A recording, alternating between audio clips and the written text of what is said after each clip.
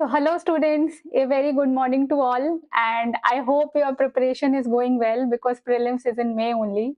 And I think you are giving a lot of tests, you are checking your scores, you are revising thoroughly. And yes, I am back with some of the important current affairs of 11th of April. So, these current affairs are mainly from prelims point of view, but if there is some mains perspective, then we will discuss that also. So please be with me till the end of this video. Then we shall be discussing a practice question. So here are the important topics for today. So here we shall be discussing three important topics. First is related to removal of High Court judge, because recently a judge of High Court has resigned. So we shall discuss the background, under what conditions he resigned and what are the constitutional provisions, etc., etc. Next article is related to ENSO, that is El Nino Southern Oscillation. So here we shall be discussing what all is mentioned in the news, because we have to discuss about the impacts of El Nino on the Indian economy and the various aspects. And third article is related to the act, that is CAPF Act of 2026. So here we shall be discussing some of the important features of the act and the pros and cons. And finally, a practice question. So without any delay, let's get started. First article is from The Hindu. So the context says Justice Yashwant Verma, accused in cash at home scam, resigns. So here it is very important for us to know everything. What was the event? What are the backgrounds of allegations, and what will be the impact on the judicial accountability, etc., etc. So let's get started for this. So first of all, we shall be discussing about the event. See, why this article is very important, because it raises a serious question of judicial accountability. Because when we will be discussing each and every event, then you will get to know that how it is weakening the public trust on the judicial system in India. So what was the event? Event was recently Justice Yashwant Verma resigned and he submitted his resignation to the President of India. So to whom he submitted the resignation? To the President of India. Let's understand the background. What were the allegations, and based on these allegations, he finally resigned. See, what happened in 2025? A pile of cash was discovered at his residence, at residence of Justice Yashwant Verma. And these piles of cash were discovered.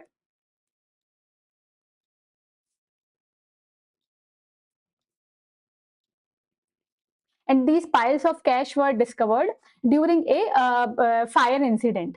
After that, what happened?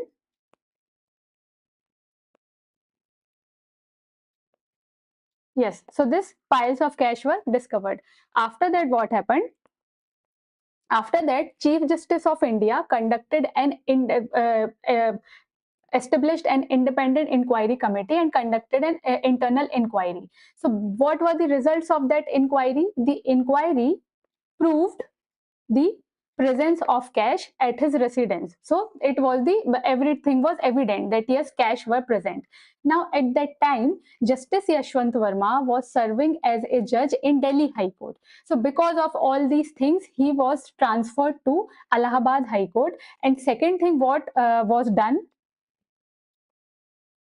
Just a second.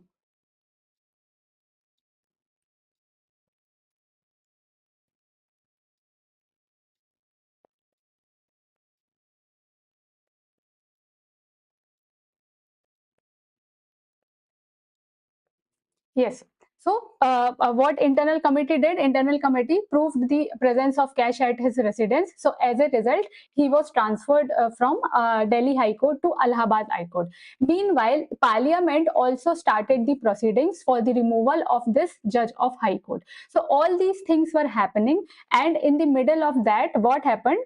Justice Yashwant Verma, he himself resigned. So, he didn't wait for the formal proceedings of Parliament. He himself resigned. So what were the background? What was the background of allegation? Background was that piles of cash was discovered, and hence it raised the question on the judicial accountability, and hence he resigned. Now, what were the judicial and administrative actions? So these were the actions that Chief Justice of India conducted an internal inquiry which proved the presence of cash, and This was the flaw from the administration side, because since the cash was discovered but no FIR was registered. No FIR was registered, no seizure memo was registered, nothing was done. So this was the delay from the side of the administrative authorities, from the side of police. Now, after that, Parliament started the removal process, but before removal process could be started, he himself resigned.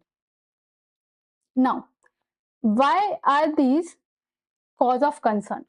First important thing is about the erosion of judicial credibility. Why I am saying this? See, every people in India, every common man considers judiciary as the guardian of the constitution. So every person goes to judiciary to seek justice. But all these events, because of all these events, the trust of general people in the judiciary reduces. So this is not a good thing. Next is about the weak accountability mechanisms. So why I am saying weak accountability mechanisms?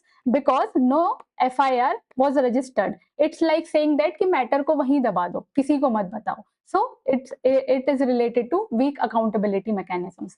Now coming to third point, that is resignation. So see, since he has resigned, so he has avoided the full scrutiny of the parliamentary proceedings. Because if Parliament through a formal process has removed a particular judge, then Parliament can say that judge was removed based on the grounds of misbehavior or incapacity. But now since the judge himself has resigned, so he has the upper hand, right? Because he can say that I have resigned because of the personal reasons. But if he was removed based on the parliamentary scrutiny, then it would have set a precedent for the for other judges, that no, all these things will not be tolerated. So since he resigned, so resignation has avoided the full scrutiny.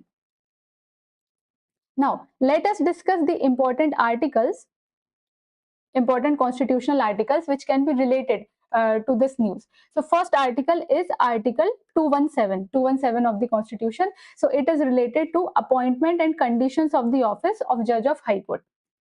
So what the article says, every judge of high court shall be appointed by the president, provided that a judge may by writing under his hand address to the president resign his office. So first important thing about this is, if a Supreme Court judge or High Court judge has to resign, resignation has to be submitted to the President of India, and this thing has been mentioned under Article 217. Next thing, what the article says, that the process to remove the judge of High Court is similar to the manner provided in the clause 4 of Article 124. So Article 124 deals with the conditions of Supreme Court judges. So basically this article says that the conditions for the removal of Supreme Court judge as well as High Court judge remains the same. Now, let's discuss about Article 124 of the Constitution. So, I am not discussing the entire article because here we are dealing with High Court judges, and only clause 5, 4 and 5 deals with the conditions for High Court judges. So, what Article 124 says? A judge of Supreme Court shall not be removed from his office except an order passed by the President, and this order which the President receives, it must be supported by each house of the Parliament based on the special majority, and the same condition applies to the judges of High Court. So this you have to remember, that the process to remove the judges of High Court as well as judges of Supreme Court remains the same. Who removes judges of High Court or Supreme Court? President. Based on what? Based on the address by both houses of the Parliament, and which majority is required? So it is the special majority. Now, let us completely revise the removal process for judges of High Court. See, so here either the motion can be started in Lok Sabha or it can be started in Rajya Sabha. Now, if motion is initiated in Lok Sabha, it must be supported by 100 MPs, and if it is started in Rajya Sabha, it must be supported by 50 MPs. In Lok Sabha, who is the chairperson? Speaker. In Rajya Sabha, who is the chairperson? The chairman. So speaker can either accept or reject the motion. If it has rejected the motion, the process ends. But if it has accepted the motion, then a 3-member inquiry committee will be set up, and same thing happens in Rajya Sabha. Now, who are the members of inquiry committee? So Supreme Court judge, Chief Justice of any High Court, and an eminent jurist. So these are the members of 3-member inquiry committee. Now here also the inquiry committee can, if inquiry committee finds that person guilty, then the process will continue, otherwise the process will end here. Now, if the inquiry committee finds the judge guilty, then in Lok Sabha and Rajya Sabha, in both these houses, the motion will be passed with the special majority. That is 50% of total strength of the house, as well as 2/3 of members present and voting. Now, the motion has to be passed by the special majority. If the motion is not passed, the process ends. And if the motion passed, it is sent for the presidential approval, and finally, judge is removed from the office. So here the thing is, the final final motion for the removal could not take place, and before that only Justice Yashwant Verma resigned. Now let us discuss some of the impeachment attempts in India, because important point for you is, till now since independence, no judge of Supreme Court or High Court has been successfully impeached. Though the attempts were made, but no judge of Supreme Court or High Court till now has been successfully impeached. So one example is about Justice V. Ramaswamy. So why he could not be removed? Because the motion failed in Lok Sabha due to support from the ruling party. Because as you know, in Lok Sabha at least 100 supports are needed. So because of the lack of support, he was not impeached. Talking about Justice Soumitra Sen, so he before the formal removal motion could take place, he only resigned, just like Justice Yashwant Verma. Talking about Justice Deepak Mishra, so the motion was rejected in the preliminary stage only, because as we have discussed, the chairperson of Lok Sabha or Rajya Sabha have the authority to accept the motion or to reject the motion. Now, a bigger question is why it is very difficult to remove any judge of Supreme Court or High Court. This is very important question. See, because why I'm asking this, because till now no judge of Supreme Court or High Court has been removed. Reason for this is, if the process to remove the judges were very easy, the ruling party or the government at present, any time the government can remove the judge which is not favoring the government of India. So that's why the process was made difficult, so as to ensure the independence of judges of Supreme Court and High Court. But this thing is backfiring also, because since the impeachment process or the removal process requires the big support from Lok Sabha as well as Rajya Sabha, so even if the allegations are true, even if the judge was found guilty, then also the motion cannot be completely passed, because first hurdle is either the chairman will not accept the motion. Second hurdle is maybe the inquiry committee may not find the judge guilty. And third thing is maybe the motion cannot be passed with the special majority. So there are various hurdles if you want to remove a particular judge of Supreme Court or High Court. So that's why this thing is very difficult. Now, second important article is from Indian Express, and it is related to El Nino, strong El Nino to emerge in Pacific Ocean after July. So according to a recent study, strong El Nino can occur during the months of July or August. Here, let us discuss what all things are given in the article. So here I have highlighted, whenever you read the article in the newspaper, these all things are important. So according to a recent survey which was done by National Oceanic and Atmospheric Administration, the prevailing ENSO neutral conditions will fade away and will transition to El Nino. So it is saying that at present we have ENSO neutral phase. ENSO, that means El Nino Southern Oscillations neutral phase is going on, and whenever we go to the month of July or August, El Nino conditions will prevail. So for to understand all these things, we must have a basic idea of ENSO, that is El Nino Southern Oscillations. See, I will make a basic map. Example, this is Australia, and this is the region of South America, and this is your Pacific Ocean. So whenever I talk about ENSO, so ENSO is nothing but the atmospheric and oceanic phenomena, where either the trade winds will weaken or trade winds will become stronger and the Walker cell circulation is set up. So the terms which we hear like the El Nino, La Nina, neutral phase, these all are the phases of El Nino southern oscillation. So first of all, I am talking about El Nino. So before El Nino, you must know what is happening in the neutral phase.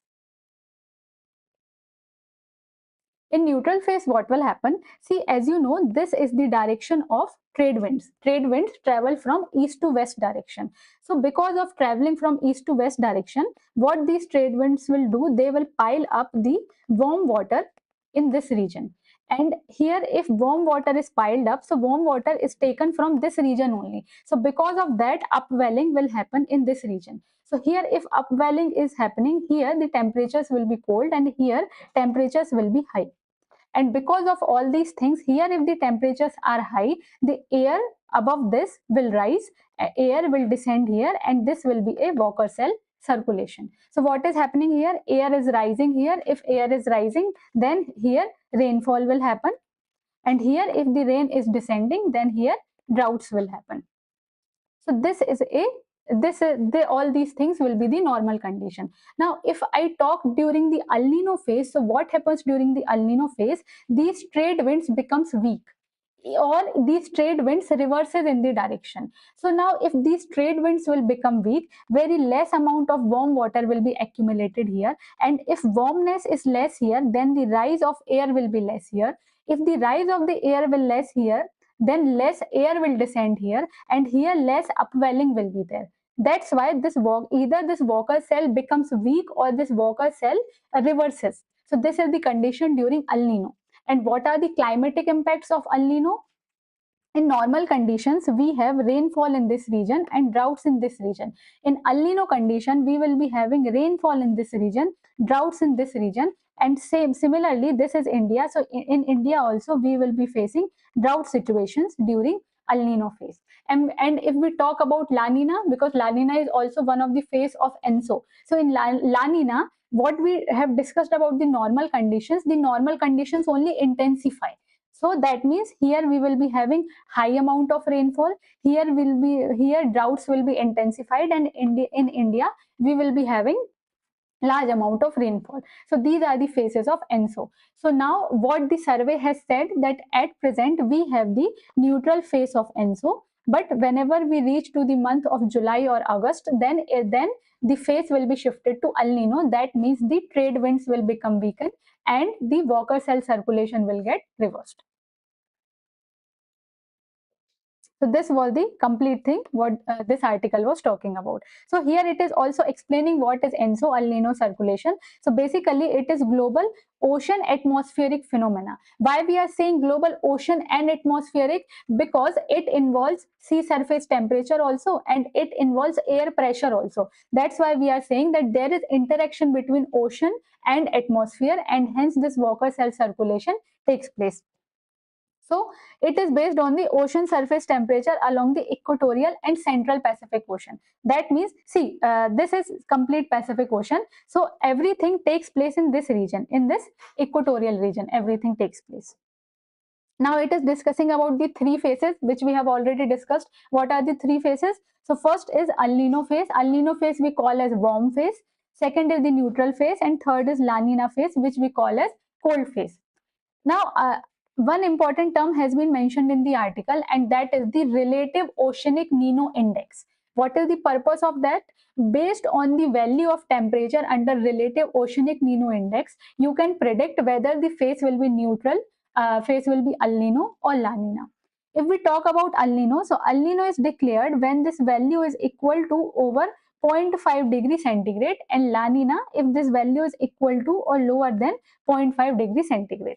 So these are the complete phases of ENSO, and this was the transition from neutral phase to El Nino phase. Now, then the article says that the two important reasons about the emergence of El Nino. So what are the two important reasons? El Nino can occur because of the increasing subsurface temperature anomalies and the recent westerly wind anomalies. See, I will explain. First, it is saying about the increasing subsurface temperature. So see here. Here we already discussed that when trade winds are carrying the water from east to west direction, we are having upwelling in this area. And in upwelling, cold waters come from down to the upside. But if the subsurface temperatures are increased, then in upwelling, cold waters will not come, warm waters will only come. And if warm waters are present here, then this Walker cell circulation will weaken, because in normal condition we want warm water here and we want cold water here. But if subsurface temperatures are reducing, then here we have warm and here we have warm. That's why Walker cell circulation will get weakened. So this is the first important thing. If the subsurface temperature increases, then the El Nino can occur. Second term is mentioned about the westerly wind anomalies. Please don't confuse it with the permanent westerlies, the atmospheric circulation which we read, the trade winds, westerlies, polar easterlies. No, these westerly winds anomalies is not that, because the westerly winds travel in the 60 to 30 degree latitudes of north and south. Here, these westerly wind anomalies are travel in the tropical and equatorial regions only, and these last for 2 or 3 days. What is the purpose of these westerly wind anomalies? They reverses the direction of the trade winds, the easterlies. So either they will reverse the direction of easterlies or they will weaken the easterlies. So if the westerly wind anomaly is very high, then the trade winds will become weakened, the Walker cell will become weak, and hence the conditions of El Nino can occur. Now, if we article also talks about the El Nino and its impact on the India. So, see, as we have already discussed that when El Nino occurs, so it is very likely that southwest monsoons will weaken in India. And if monsoons are weak, then we will be having a very less rainfall. And the most of the agriculture in India depends on the southwest monsoon only. So, if the agriculture yield is not good, productivity is not good, and supply reduces, demand is very high, and hence inflation can occur. So El Nino can have the inflationary effects on the Indian economy. Next, a very important term is mentioned is El Nino is not the only dominant factor that regulates the summer monsoon. Second dominant factor or second important factor is the Indian Ocean dipole. So see, we will understand about the Indian Ocean dipole. For example, this is India, this is Southwest Asia.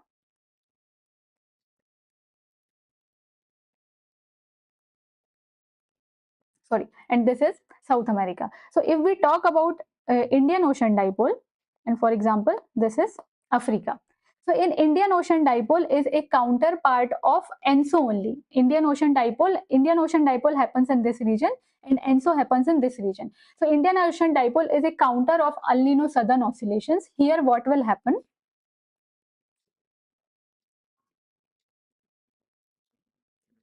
If the air in this region near the region of Somalia will rise, and if the air descends here, then this will be the positive phase of the Indian Ocean dipole. So if air rises here, air becomes warm and rises here, then it will bring rainfall in India. And if reverse happens, then it will be the negative phase of Indian Ocean dipole, and in negative phase what will happen? The rainfall will be very less in India. So article is saying, see, as we are saying that under ENSO, if El Nino condition occurs, then there will be very less rainfall in India. But if this El Nino condition is tied with the positive phase of Indian Ocean dipole, then what will happen? Because positive phase becomes brings rain, and El Nino brings very less rain. So if we combine both these things, no, then we can get something average or something good rainfall. So that's why article is saying the complete situation of southwest monsoon is not entirely dependent on El Nino. It depends on El Nino as well as its interaction with Indian Ocean dipole. So these were the important things mentioned in the article. So I think we discussed about the ENSO, all the phases of ENSO. We discussed about Indian Ocean dipole also. Now, next article is related to the CAPF Act. So Center has recently notified CAPF Act after President's assent, and this article is from Indian Express. So here First of all, we shall be discussing the important points which are given in the news, and then we will be discussing the features. After the features, we will be analyzing the act. What are the significances and what are the criticisms? So this act, which is Central Armed Police Forces Administration Act 2026, what is the aim of this act? Its aim is to create a single legislation, single law, single uniform system for the Central Armed Police Forces in India. So this is the main objective, and it is mainly aimed at the top officers or the top official positions in the CAPFs. But since this act, when this act was enacted, the families of serving paramilitary personnel and veterans are staging a protest. That means there must be some negative points, there must be some negative impact. That's why they are protesting. So we shall be discussing the important features also, and then the significance as well as the criticism. So CAPF, General Administration Act 2026. What is the main purpose of this act?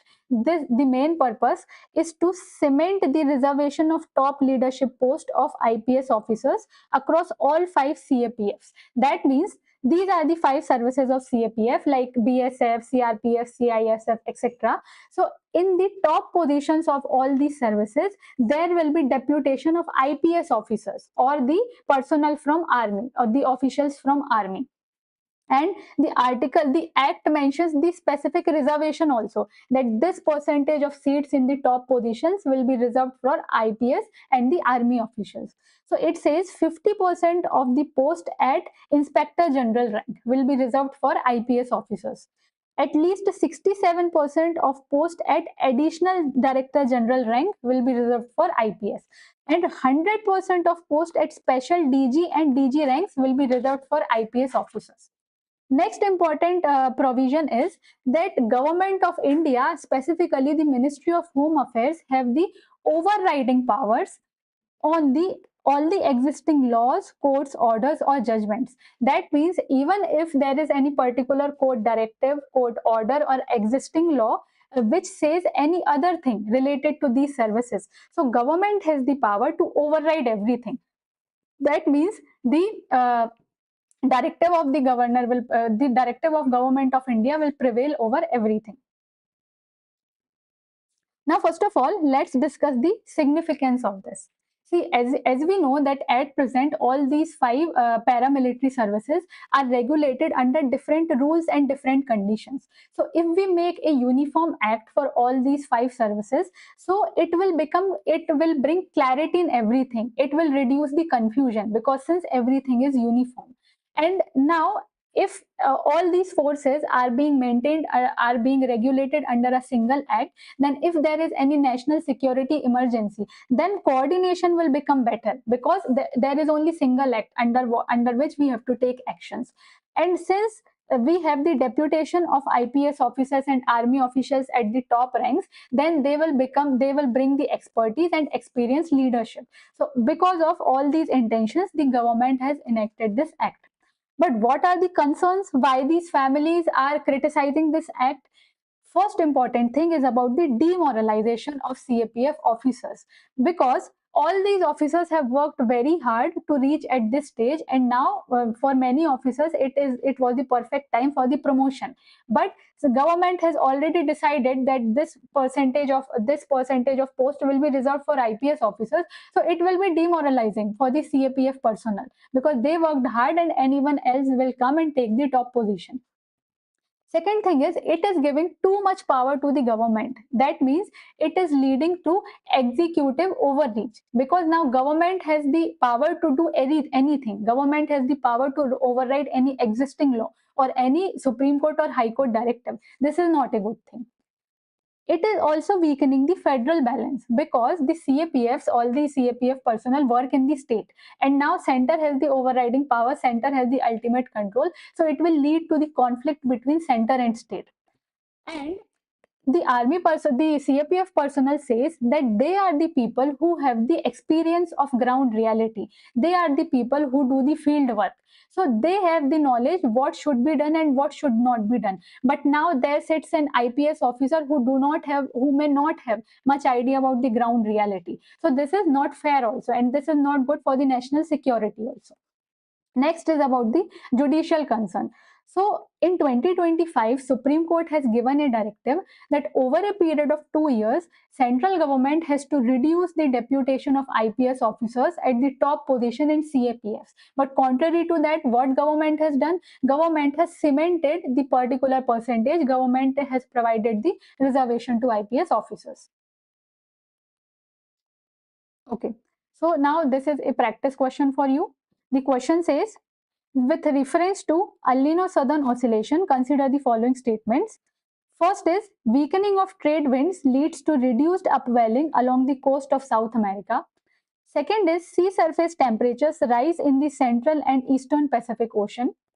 Third is, Indian summer monsoon is generally strengthened during El Nino years. And fourth is, the pressure difference between Tahiti and Darwin increases during El Nino. So please read it again. Please go through the El Nino description, what we have discussed, and try to answer this question. So you have to answer this question in the comment section. And second thing, what you have to answer is, tell me the article which deals with the transfer of judges from one high court to another, and who has the authority to transfer the judges of high court from one place to another. So these two things you have to answer. And yes, that's all for discussion from my side. And thank you. We shall meet in next lecture.